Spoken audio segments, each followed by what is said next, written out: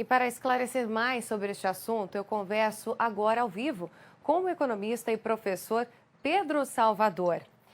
Ele também é autor de livros e artigos na área de políticas públicas, finanças e econometria. Pedro, seja muito bem-vindo ao RF News e a gente agradece muito a sua disponibilidade. Eu que agradeço o convite. Muito obrigada. Como nós acompanhamos na reportagem anterior, professora, a reforma tributária ela foi aprovada na Comissão de Constituição e Justiça e agora segue para o plenário, né? Quais são as expectativas agora diante desse cenário? Bom, primeiro que havia uma expectativa, ainda no primeiro semestre, que ela fosse aprovada. Eu lembro aqui que a gente conversou um pouco sobre o que aconteceu quando ela foi aprovada na Câmara. Todo mundo, ou grande parte do mundo econômico, pensou que já estaríamos encaminhando uma reforma no primeiro semestre, ela ficou para o segundo. O Senado em si, tivemos uma primeira vitória ali, pensando como governo. Essa primeira vitória na CCJ não implica necessariamente numa aprovação um pouco mais célere e tênua desse texto, simplesmente porque o Senado parece um pouco mais independente do que a Câmara nesse sentido. Tem mais ideias difusas, são menos senadores, eles sofrem menos pressão dos seus partidos, gozam de mais independência.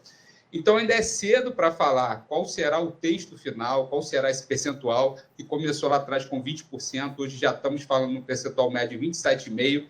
Lembrando que a carga tributária hoje no Brasil é de 33%, mais ou menos, de imposto sobre o consumo. Então, a gente já está chegando ao patamar atual, saindo dessa reforma no forno com um percentual quase como o segundo país com o maior percentual de imposto sobre o consumo do mundo. Então, a gente já começa com algum tipo de problema, mas esperamos aí que a reforma saia sem outros arremendos.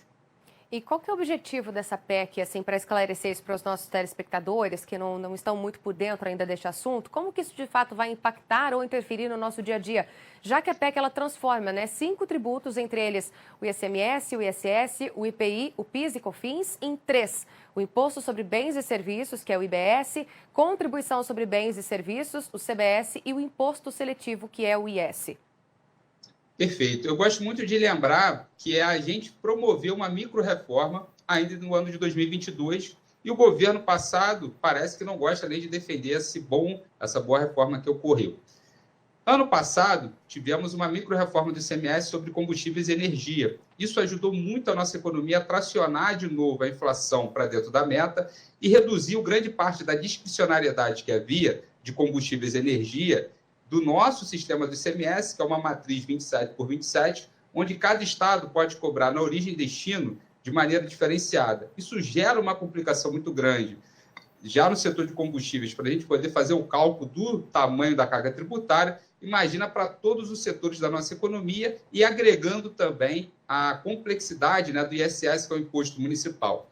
Então, para mim, o grande ganho da reforma é tirar a discricionariedade dos entes subnacionais, colocar essa discussão tributária no colo da União e tornar o país, de fato, um país sem fronteiras do ponto de vista tributário. Então, nesse sentido, isso vai simplificar um pouco as regras do jogo. A gente espera que também ocorra a redução da carga tributária e a gente, com isso, consiga controlar melhor, inclusive, quanto que a gente paga de tributo. Todos nós sabemos que, quando fazemos uma compra, vem lá um texto dizendo quanto que a gente pagou, mas lá na entrelinha está escrito imposto aproximado, porque quase nenhuma empresa, quase nenhum setor consegue calcular na vírgula quanto que a gente paga de imposto por cada operação. E tem alguns setores, já que você até comentou, né, do setor de combustíveis e tudo mais, tem alguns setores que vão sentir mais a essa reforma, professor? Essa é uma discussão muito boa também. Quando eu aprendi economia, quando a gente discutia geografia, a gente lembra que era o setor primário, que era o agrícola, setor secundário, que era a indústria, e o setor terciário, que era serviços.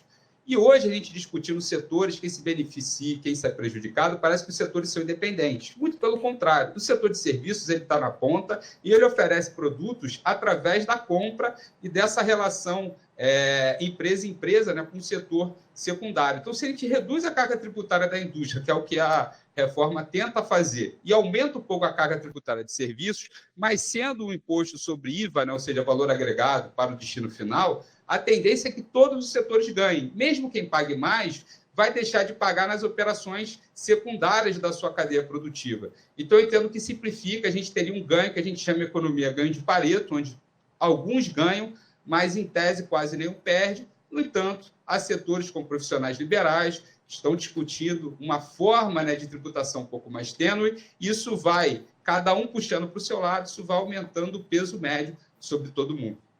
E, professor, para a gente finalizar a entrevista aqui, tem algum conselho, alguma orientação que você gostaria de deixar para os nossos telespectadores em relação a isso, em relação à reforma tributária? Alguma informação específica ou alguma coisa relevante nesse sentido? Perfeito. Geralmente, quando a gente conhece não tanto a fundo o assunto, o ideal é a gente analisar o que os indicadores de mercado falam para a gente. Eu quero lembrar que quando a gente estava discutindo o texto da reforma tributária lá em junho, a nossa Bolsa de Valores subiu em 13 dias 12%. E de lá para cá, quando essa reforma tributária empacou, ela ficou lateralizada, inclusive com alguns momentos de crise.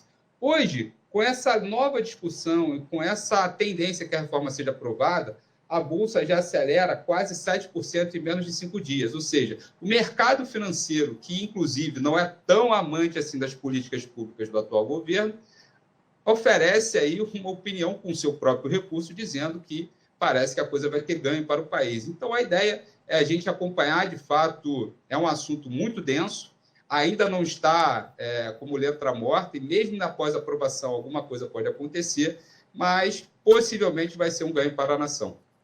Com certeza, professora, a gente segue acompanhando aqui, né, no RF News também todo esse desdobrar aí da votação, enfim. Muito obrigada pelos esclarecimentos, eles foram muito importantes aqui para nós e a gente conta com a sua participação em outras edições aqui do RF News, viu? Muito obrigada.